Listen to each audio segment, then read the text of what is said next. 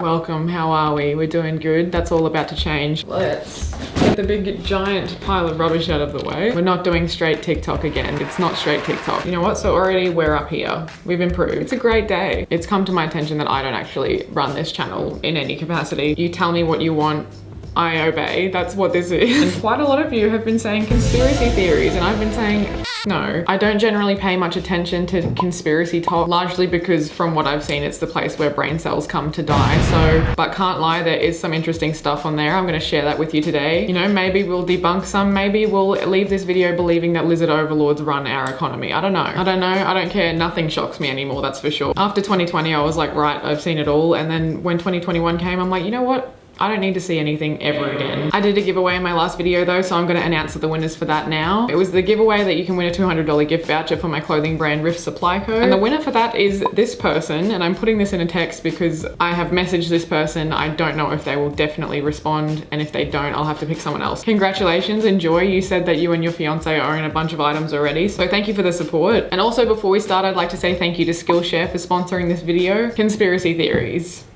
Yeah, that's it. Correct. So the way that we're going to approach these conspiracy theories is with like a kilo of salt. Watch her face. Look at her eyes.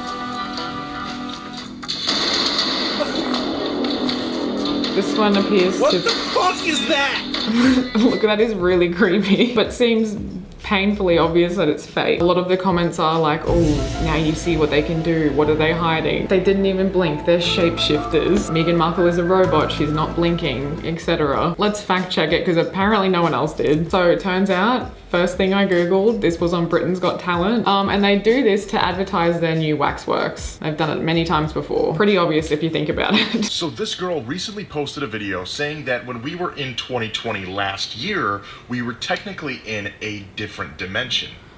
So the ball was a minute late dropping because we were switching back into our normal dimension. And that's why, like you just heard, the ball was late dropping. Why do we need two people to tell this story? So this video was uploaded in January this year, just for context. Oh, there is some more things coming up that back this up. If you ask Siri, how many days until 2021? I'm more worried about the 2% battery you got going on there, so. Which makes no sense because 2021 was 6 days ago.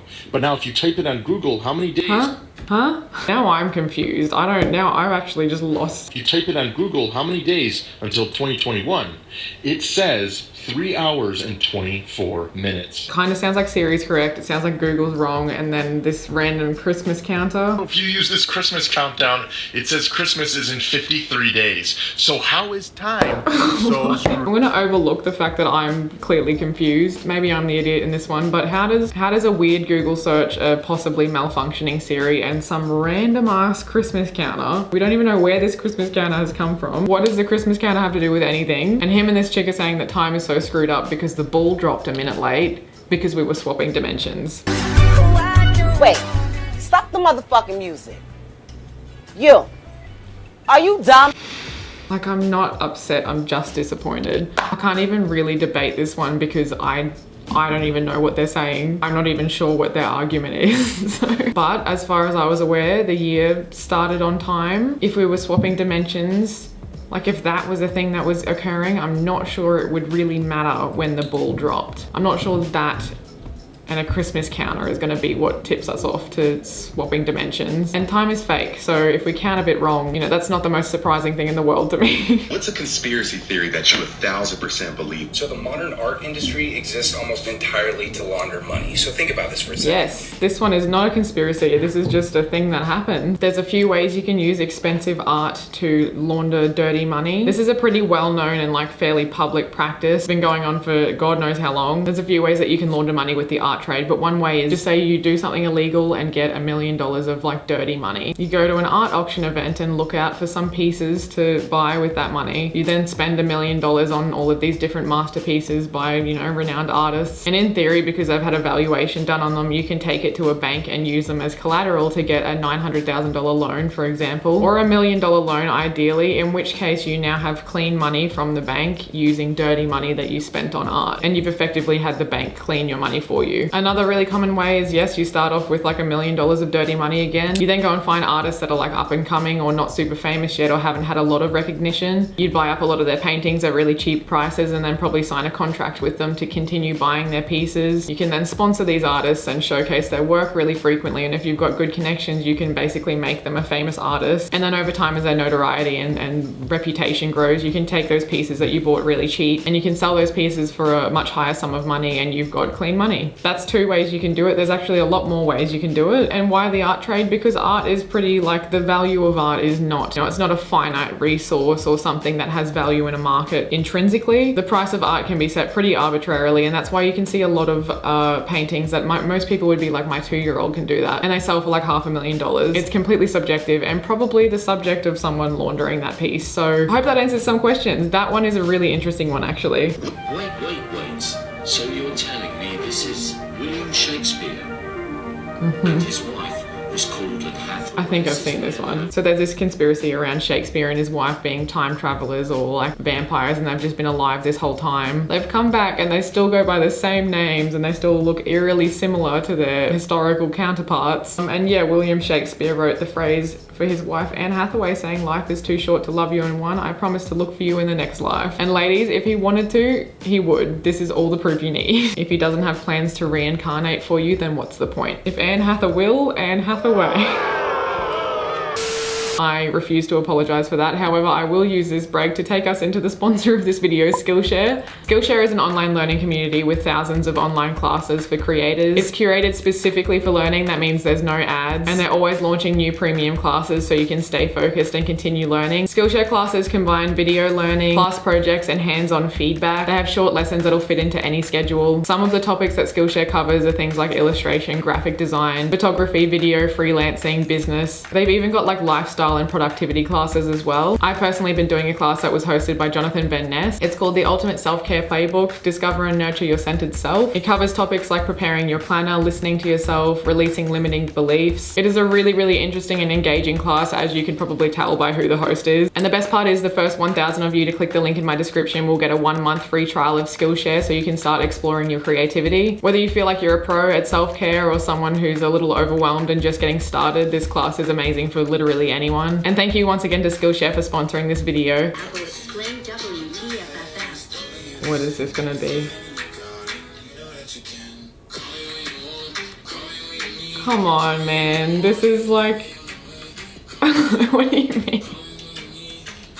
The caption says, "I'm so confused, are they fake?" You cannot be serious. Look, I've only got 2 cameras on mine. Yes, it'll do the same thing, but obviously not all 3 lenses are being used at once. Tell me you don't know how cameras work without telling me you don't know how cameras work. A quick Google search could have just prevented all of this, but different zooms. You know, like the wide angle, you'll use one lens, the other one, it like switches between them. This has 1.4 million likes, and what I don't get at that point, why not just delete the video? Like, you've surely read the comments and learnt the answer. Just... What's a conspiracy theory that you 1,000% believe in? BlackRock runs pretty much the entire global economy. It starts with being the fact that this one is really interesting. Also not a conspiracy theory, just terrifying. Could be an episode of Black Mirror. That BlackRock is the institution that bails the Federal Reserve out of debt. Yeah, the system that conducts the nation's monetary policy. While at the same time having the former senior advisor be the Deputy Secretary of the Treasury. Okay, this is taking too long. Long story short, we're gonna do rapid fire fun facts about the Black Mirror episode that is BlackRock. So BlackRock is basically the world's largest investment manager. As of October 2021, it controls $9.5 trillion worth of assets. That is a considerable amount of money, and as such, they have a lot of sway over like the economy, laws, policy decisions, politicians in general, and just generally what goes on in the free market, which is obviously not very free at all. It runs a massive technology platform that oversees $21.6 trillion worth of assets. It's called Aladdin. It analyzes and tracks investors' portfolios, helps money managers spot risks in the market. And the reason this is probably more concerning than BlackRock, like running $9.5 trillion worth of assets, is because the next 2 largest fund managers after BlackRock also use Aladdin. So in essence, BlackRock has influence over them as well. Not only that, half of the top 10 insurers in terms of assets use this software. Japan's $1.5 trillion government pension fund uses this software, which is the world's largest, by the way. Apple, Microsoft, and Google's parent firm Alphabet also uses it. Alphabet, if you have any familiarity with that, is everything. It's huge. They all rely on this system to guide hundreds of billions of dollars in their corporate treasury portfolios. And if that wasn't horrifying enough, BlackRock also hires ex-government officials routinely, so which is smart from a business hiring standpoint. It's also incredibly corrupt. As the guy in the TikTok said, they also play a really significant role in helping out the Federal Reserve, and the Federal Reserve is like, that's their job. Like America's coronavirus pandemic response, for example, BlackRock. They also use BlackRock for the last financial crisis as well. And BlackRock as a firm basically just gobbles up all competitors in their path. They do a lot of acquisitions. So again, not a conspiracy theory, just terrifying. Did you know that this man invented a car powered entirely on water? Good on him. Apparently, this car could drive from New York City to California on 22 gallons. No gas. I don't know if I can take this chick seriously. But we'll continue. She's doing absolutely nothing wrong. You're doing a great job, sweetie. The inventor's name is Stanley Mayer, and according to his friend in 1998, he was having lunch with some Belgian investors. After already turning down the deal, he took a sip of his cranberry juice and grabbed his throat and ran outside. His friend ran after him, and Mayer's last words were, "They poisoned me." That friend also reported that the car they invented was stolen from them the same week. This one is one where I'm like, I could fully see that happening. It sounds like the plot of every bad movie, but it tends to actually be the way reality seems to go a lot of the time. So I can for sure see this being a thing. If I didn't look into this any further and just took it on face value, I would be like, that seems logical. There's nothing so outlandish in that it's like it couldn't be possible. But I don't know. Kilo of salt. Government conspiracies that actually turned out to be true. Warning, some of these will make you doubt your government. I don't know one single person on the face of this planet that doesn't doubt their government. Isn't that the whole point? If you've got a government, you should doubt it. Correct. Is that the CIA created a heart attack gun.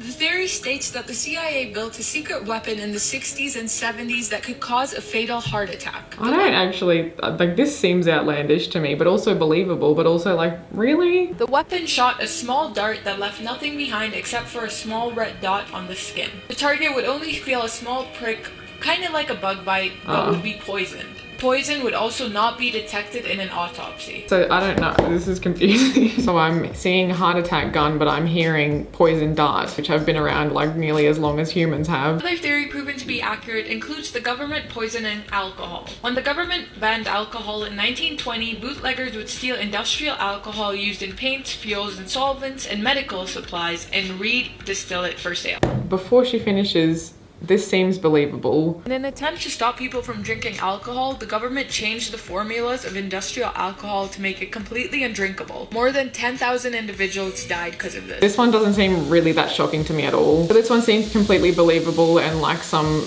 not well thought out government policy gone wrong. Quick little Google search seems to tell the same story. And that's all for this video today, guys. I hope you enjoyed it. If you want more of these, there is truly an unlimited source of conspiracy theories on TikTok, so happy to oblige. Every video I give a shout out to people who become members of my channel, which you can do by pressing join below. Priority replies, shout outs every video, a whole separate section of my channel where we can just chat directly, you can ask questions, I'll answer them, etc. And the shout out goes to our newest member, Michael Fishburne, who joined yesterday, so welcome. Be nice to each other, eat your vegetables, fact check things, just fact check things actually. Forget the rest of it, don't be nice to each other, just fact check. That's all I ask.